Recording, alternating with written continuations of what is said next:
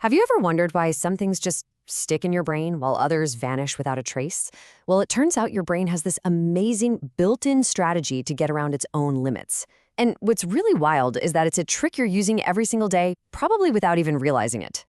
So, our story kicks off back in 1956 with a psychologist, George A. Miller. And he had this feeling that he was being haunted.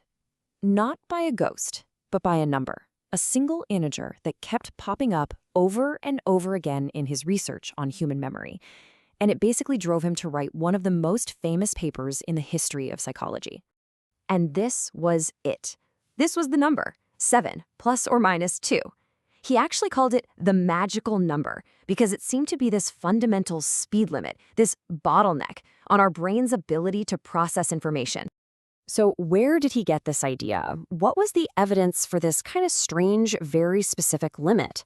Well, what Miller and a bunch of other researchers were trying to do was find the absolute upper limit of our mental abilities. They ran these experiments to test what they called the span of absolute judgment. Now that sounds complicated, but it's actually a really simple idea. It's like if I play a sound for you, how many different pitches can you reliably identify without getting them mixed up? You're not comparing two sounds side by side. You're just making a call on that one single stimulus. And the results were just weirdly consistent. When they tested people on identifying musical pitches, the limit was around 6. Okay, what about the loudness of a sound? Around 5. How about telling the difference between salty solutions? Only about 4. No matter what sense they tested, the answer always seemed to land right in that same zone, 7, give or take 2. It was uncanny. It was like our brain has this built-in and, frankly, surprisingly small channel capacity, a hard wall that we hit when we're trying to process information from a single source. And this really paints the picture of the problem Miller was wrestling with. But hang on a second. If our brains are that limited, how do we even function? I mean, that data seems to fly in the face of our actual everyday experience, right? Exactly. Just think about it for a second. A 7-digit phone number should be pushing the absolute limits of our memory. A shopping list with 10 things should be impossible. And a sentence with like 20 words? No way. So clearly something else has to be going on here. Our brains must have some kind of escape plan. Okay, look at this. Try to memorize this string of 12 numbers. As 12 separate digits, it's pretty tough. But what if you look at it like this? 3 very familiar years. All of a sudden, it's a piece of cake. You just felt your brain's escape plan click into place. This incredible mental shortcut has a name. It's called chunking. It's the brain's natural process of taking separate little bits of information and grouping them together into one single meaningful unit. See, you didn't remember 12 numbers, you remembered 3 chunks of information. And this, right here, was Miller's massive breakthrough. He realized our short-term memory isn't limited by the raw amount of information, what he called bits. Nope, it's limited by the number of items, or chunks, we can hold. Our memory can hold about 7 chunks, and here's the kicker. It doesn't really matter how much information we stuff inside each one. So where does this show up in the real world? Well, the crazy thing is, once you know to look for chunking, you start to see it absolutely everywhere. This isn't some trick you have to learn. It's just how our brain automatically organizes the world. I mean, think about it. Phone numbers are broken into chunks. Credit card numbers are split into groups of 4. When we listen to music, we don't hear a stream of single notes. We hear musical phrases and verses. We use acronyms like FBI to bundle 3 concepts into one easy-to-grab chunk. Even reading this sentence works because you don't sound out every single letter.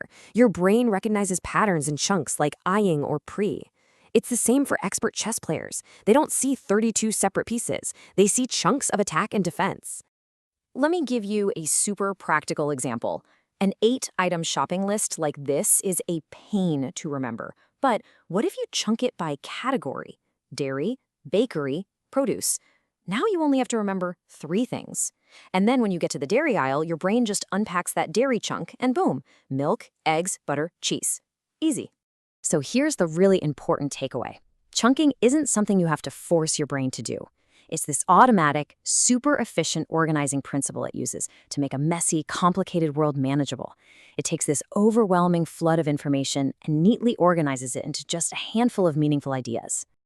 And that brings us to the final reveal, the solution to Miller's whole mystery, this persecution by the number 7. It turns out it was never really about the number at all. You see, the secret to having an amazing memory isn't about learning to hold more than 7 things in your head. The secret is learning how to build bigger, richer, more information-packed chunks. There's even a name for this process: recoding. Okay, check out this string of 18 binary digits.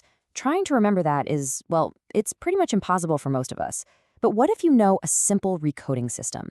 You could group them into chunks of 3, and then each of those 3-digit chunks gets a new name, a simple number. Just like that, you've recoded 18 impossible items into 6 totally manageable chunks. This is exactly what a telegraph operator learns to do. They stop hearing a jumble of dits and das and start hearing whole letters and words. And this is the distinction that finally solved Miller's problem.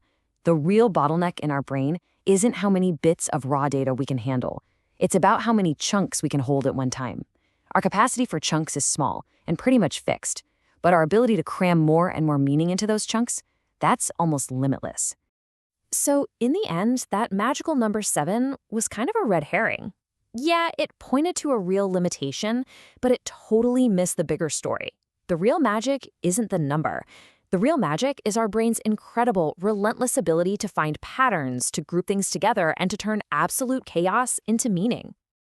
And look, this isn't just some cool bit of psychology trivia. It's a powerful tool. Anytime you're trying to learn something new, whether it's a language, an instrument, any complex subject, the key is first break it down and then figure out how to build it back up into meaningful chunks. So the real question is, now that you know the brain's secret superpower, how are you going to chunk your world?